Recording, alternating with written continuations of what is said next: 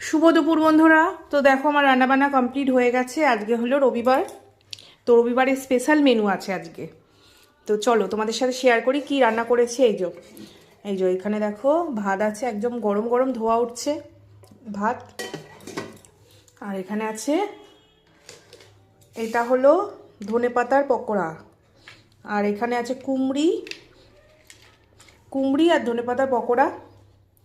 আর এখানে আছে একটা চচ্চড়ি, সব রকম সবজি দিয়ে একটা চচ্চড়ি শীতের। আর এখানে কেটে রেখেছি